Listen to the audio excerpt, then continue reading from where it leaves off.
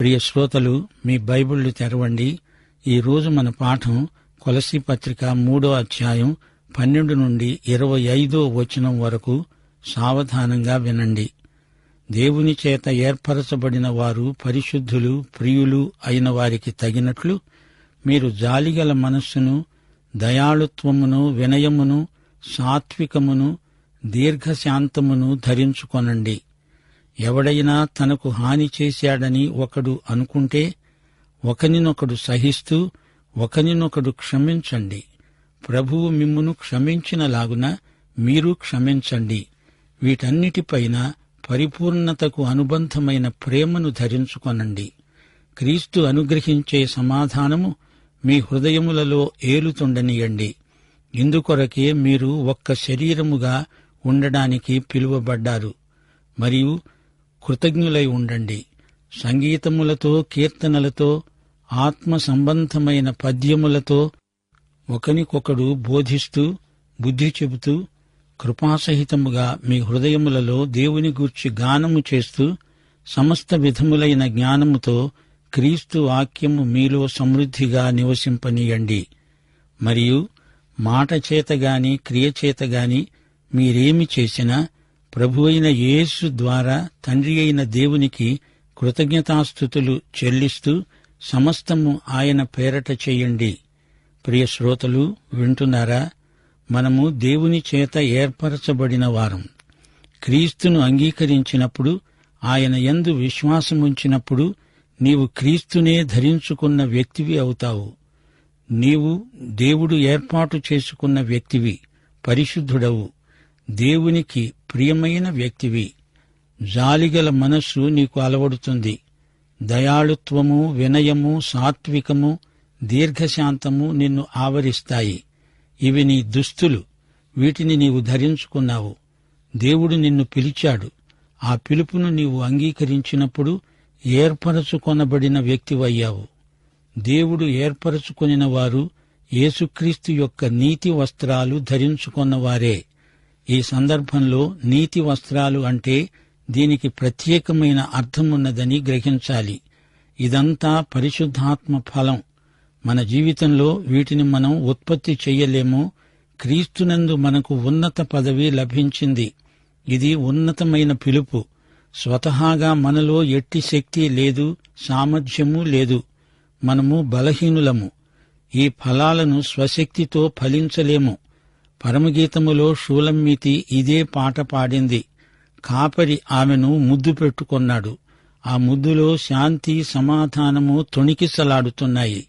దేవునితో సమాధానము కలిగింది. ఆ ముద్దు మనకేమి బోధిస్తోంది?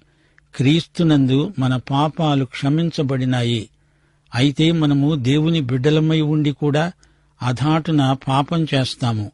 తప్పిపోయిన కుమారుడు తండ్రి ఇంటికి దూరమైపోయాడు. పాపములో జీవించాడు. తండ్రికి వ్యతిరేకంగా జీవిస్తూ పాపం చేసి తనకున్న భాగ్యమంతా దుర్వినియోగం చేశాడు. అతడు ఇష్టమొచ్చినట్లు బ్రతికాడు. ఆ తరువాత పశ్చాత్తప్తుడై ఇంటి వైపునకు మరలి వస్తున్నాడు. తండ్రి అతణ్ణి దూరం నుండే చూచాడు. పరిగెత్తాడు. కుమారుణ్ణి కావిలించుకున్నాడు. అతడేం చేశాడు? తండ్రి కుమారుణ్ణి ముద్దు పెట్టుకున్నాడు. అది క్షమాపణ ముద్దు. తండ్రి తన బిడ్డలకు అనుగ్రహించే క్షమాపణ ఈ ముద్దులో నిక్షిప్తమై ఉన్నది. పరమగీతములో షూలమ్మీతి పాట ఇదే. అతడు నన్ను ముద్దు పెట్టుకొనుగాక, నన్ను ఆకర్షించు. ప్రియ శ్రోతలు, ఇది ముమ్మాటికి నిజం. క్రీస్తునందు ఇంత ఉన్నతమైన పదవికి నేను హెచ్చించబడ్డానంటే అందులో నా యోగ్యత ఏమీ లేదు. మనం శరణాగతులం. ఆయన శరణుజొచ్చి ఉన్నాము. పరిశుద్ధాత్మ మనలను నడిపిస్తున్నాడు, ప్రేరేపిస్తున్నాడు.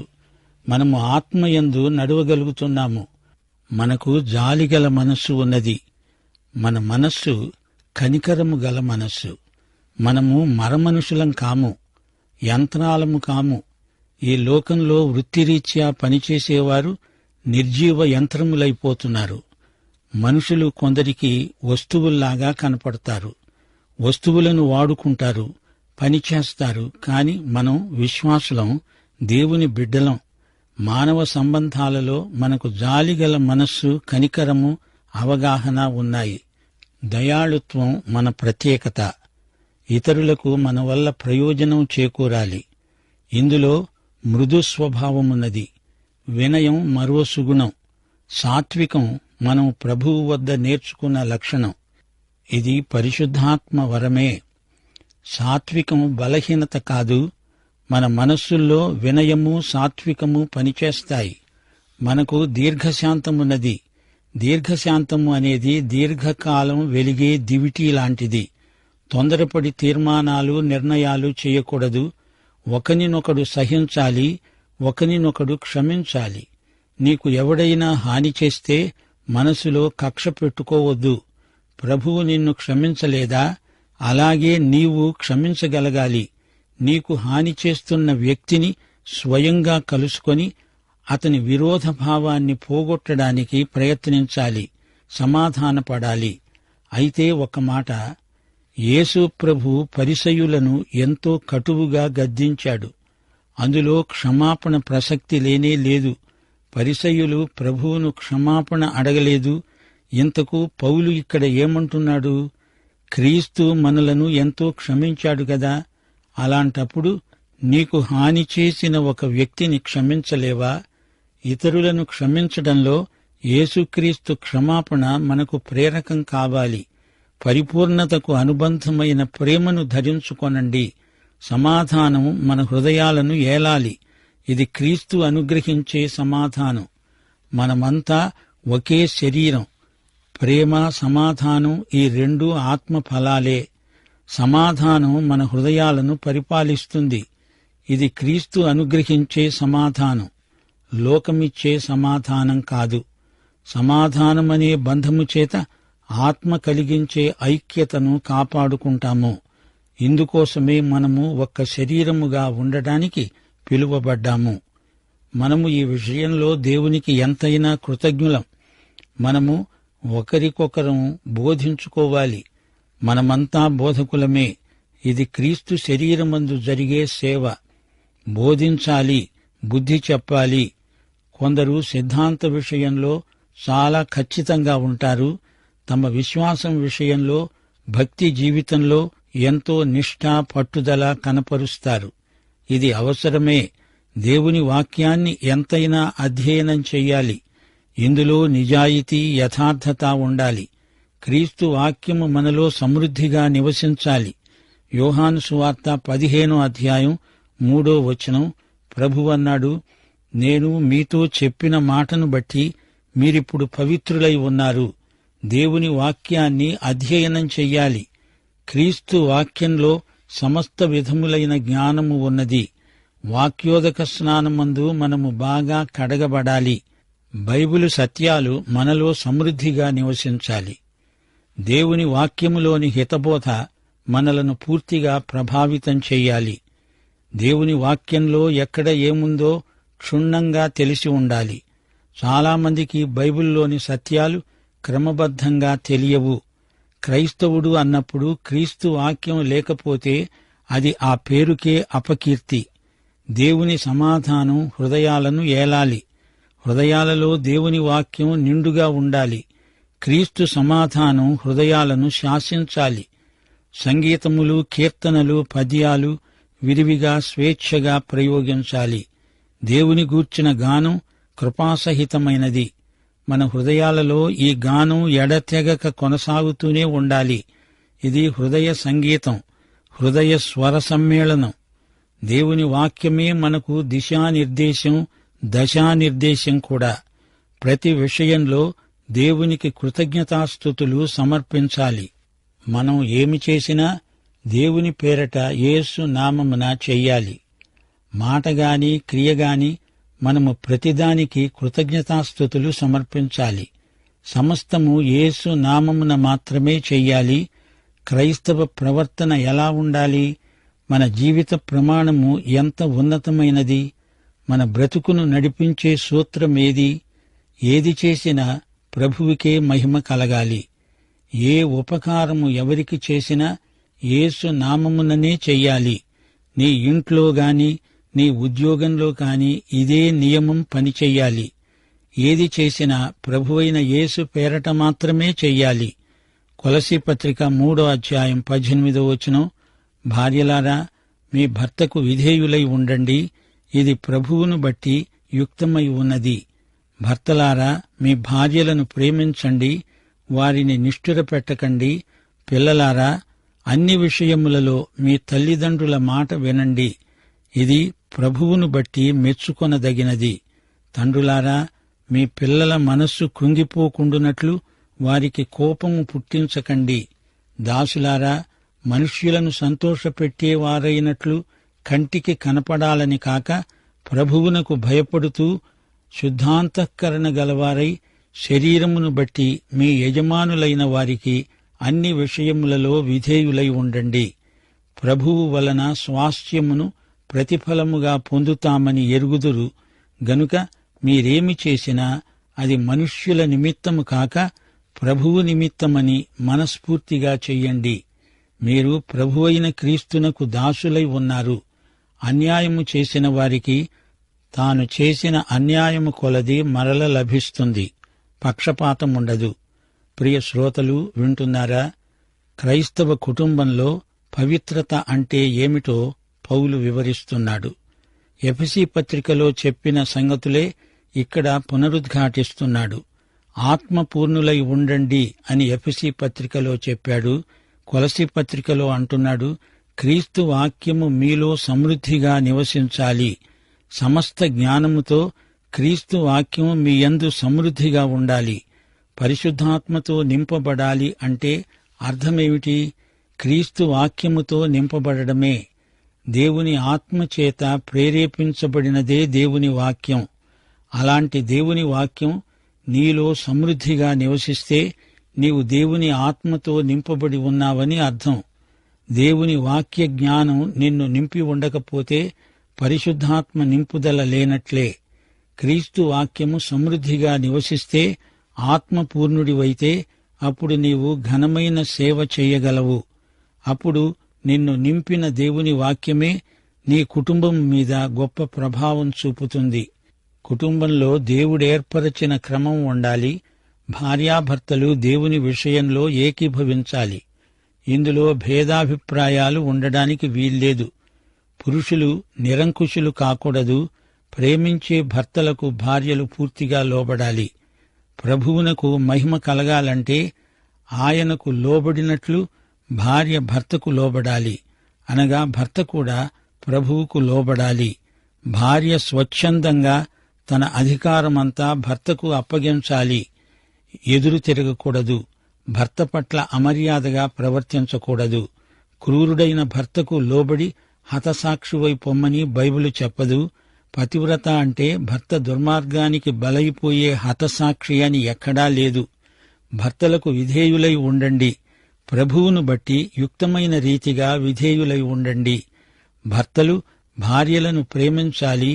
వారిని నిష్ఠురపెట్టకూడదు. వారి ఎడల నీ మనస్సు చేదెక్కిపోకూడదు. భర్త భార్యను ప్రేమిస్తే భార్య అతనికి లోబడుతుంది.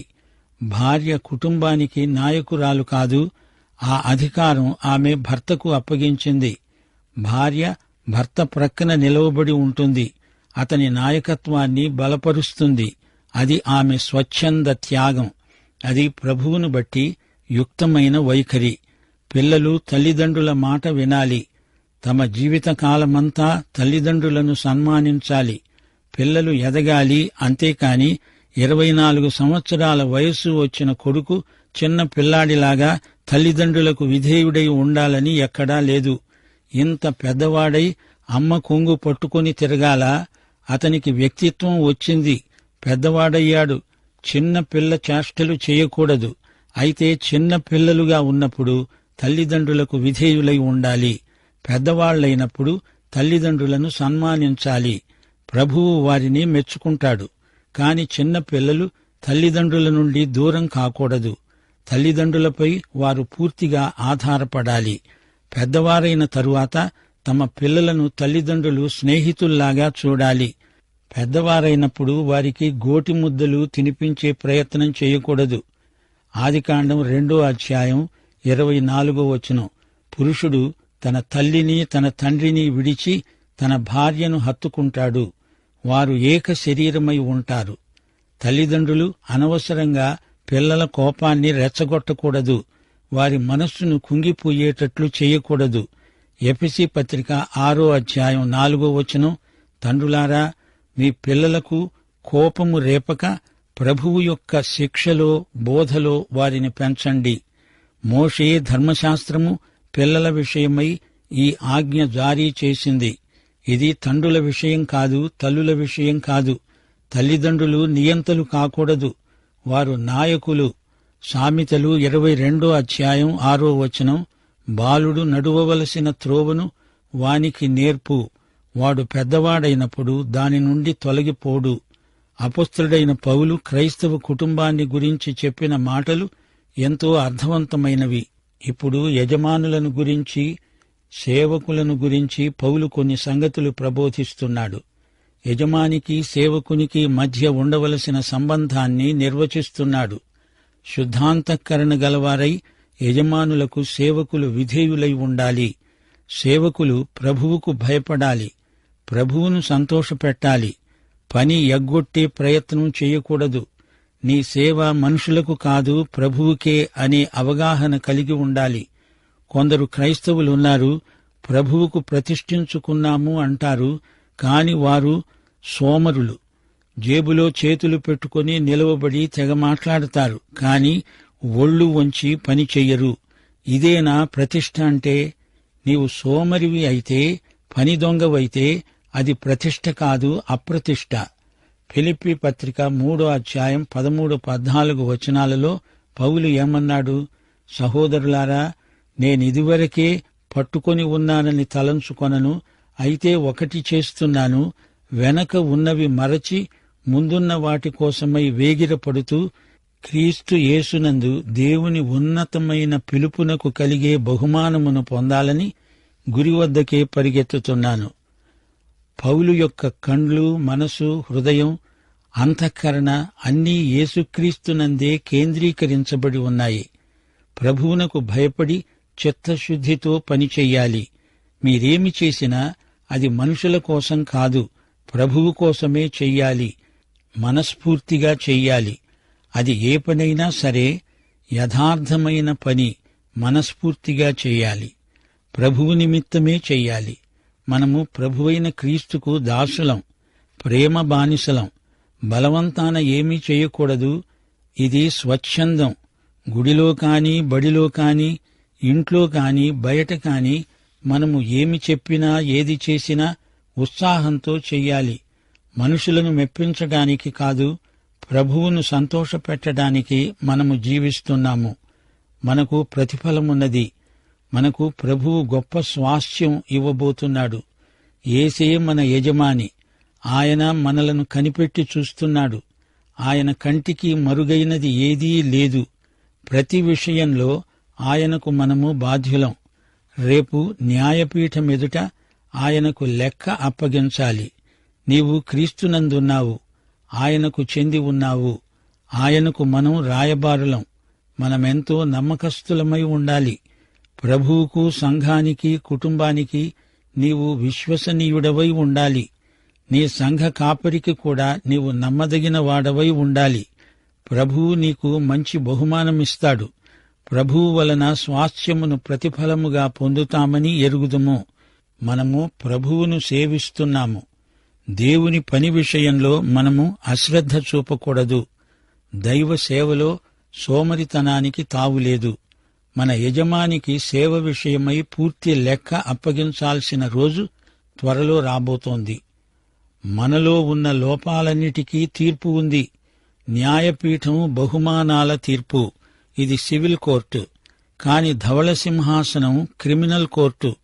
క్రీస్తును ఎరుగని వారు నిత్యత్వంలో పొందబోయే శిక్ష.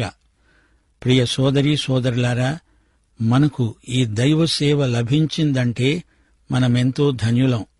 రేపు ప్రభువు తీర్పు మన విశ్వసనీయతను బట్టి ఉంటుంది. దేవుడు పక్షపాతి కాడు. ప్రియ సోదరీ సోదరులారా, వింటున్నారా? మనము సజీవుడైన క్రీస్తుతో సంయుక్తపరచబడి ఉన్నాము. ఇది ఎంతో అద్భుతమైన కృప. నా స్వశక్తితో దీనిని సంపాదించలేను. మనలోని పరిశుద్ధాత్మ మాత్రమే ఈ ఉద్యమాన్ని నిర్వహించగలడు. ఈ లోకంలో మన మానవీయ సంబంధాలలో క్రీస్తు ప్రేమ వ్యక్తం కావాలి. నీవిప్పుడు వెళ్లవలసింది బెత్లెహేములోని శిశువు వద్దకు కాదు, శిలువ వద్దకు కాదు, పరలోకములో దేవుని కుడిపార్శ్వమందు సింహాసనాసీనుడైన క్రీస్తు వద్దకు వెళ్తున్నావు. ప్రియ శ్రోతలు, మీరేమనుకుంటున్నారు? పరిపూర్ణతకు అనుబంధమైన ప్రేమ, క్రైస్తవ సుగుణం ఇది. లేకపోతే క్రైస్తవ ఉద్యమం విచ్ఛిన్నమైపోతుంది. మన హృదయాలను ఏలుతున్నది క్రీస్తు సమాధానం. ఏ విధమైన సంఘర్షణ ఉన్నా దానిని క్రీస్తు సమాధానమే పరిష్కరిస్తుంది. మన హృదయాలలో ఎన్నెన్నో భావ వికారాలు కలగవచ్చు. వాటన్నిటికీ పరిష్కర్త, సమాధానకర్త అయిన యేసుక్రీస్తే. దేవుని సంఘం మొదటి నుండి సంగీతానికి, కీర్తనలకు ప్రసిద్ధి. స్తుతి స్తోత్రాలు, గాన ప్రతిగానాలు సంఘము యొక్క ప్రత్యేకత. మన సత్క్రియలన్నీ యేసు పేరు చెప్పి మరీ చెయ్యాలి. ఈ పాఠంలో పౌలు క్రైస్తవ కుటుంబాన్ని గురించి కొన్ని మాటలు చెప్పాడు. క్రైస్తవుల యొక్క ఉద్యోగ ధర్మాన్ని కూడా పౌలు నిర్వచించాడు.